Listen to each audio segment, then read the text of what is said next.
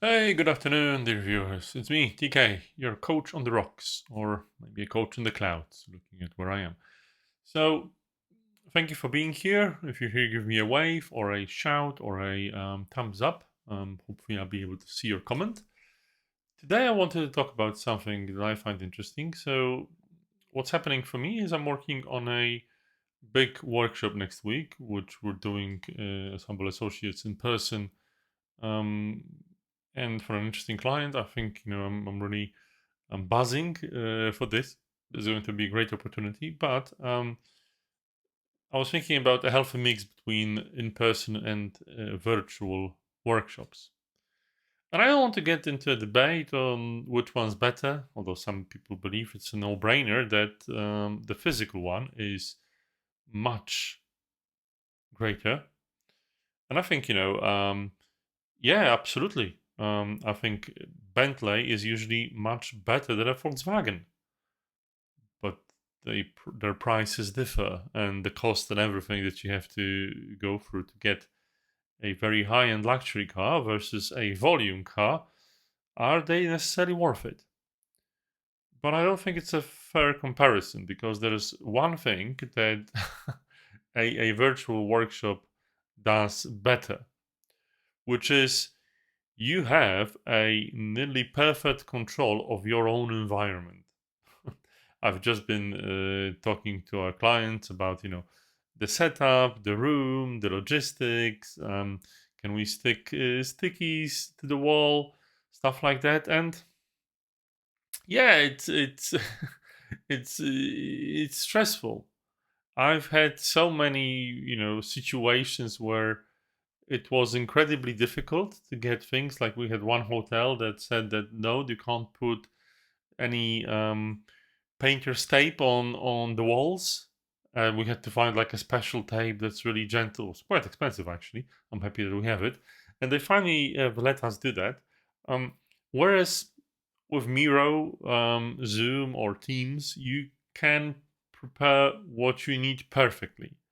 Once you get your master board and all your timings and everything, it's quite easy to replicate. You just replicate the board, the master board, and off you go.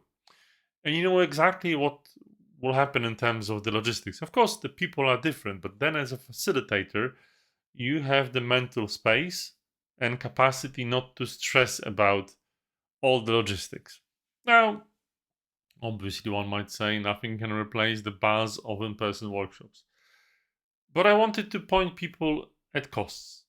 Not only the costs that clients have to pay, but the costs we have to do as facilitators to prepare. And I think if I'm not stressing about, if people are not falling over chairs or stepping onto Legos, I can spend much more time and my effort, my energy, my creativity, my skill in facilitation or teaching or whatever I'm doing at this particular moment, like reading the emotional space.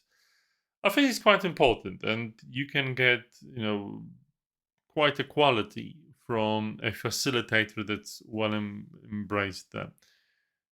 But again, it's a matter of healthy balance. And, the second law of thermodynamics actually means that the whole universe is getting to balance. I think it's interesting when I say that, there's a cost associated with it. And people say, well, yeah, but you were used to doing everything in person all the time. It was the norm. And I think the norm has shifted in a way that, just because something was going to be done in a certain way. I remember back when the pandemic started, I was supposed to start a short term gig. The client really wanted me, and I thought, okay, fine, I'll do like 2 days a week because we were starting Humble Associates back then. And once it hit, they said, no, it can't ever work remotely. And yet, we've learned how to do it. And I think we've learned how to do it well. Us, Humble Associates, other people, you, dear listener, I'm sure you figured it out. And if you haven't, I'm sure you're getting used to it, to whatever you mean by the new norm. Again, think about what's appropriate for the situation and make the best out of it. And one of the requirements I'm usually giving to people, which makes them laugh, is that the room is naturally lit. Quite a tall order in the UK, I would say. But we usually at least get some.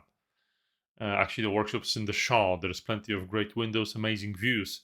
So even though you get some amazing daylight, you might get some distractions, especially when people are coming from abroad and they're awed by the amazing view of London. So with that, I'm hoping that you also have an amazing view wherever you work from, office, home, or the beach in the Bahamas. I have a client that actually works there. Amazing stuff. With that, I wish you all the best, and I hope to see you tomorrow. By the way, at 10 a.m. we have the Humble Breakfast Jam.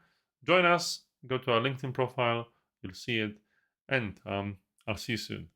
Bye bye.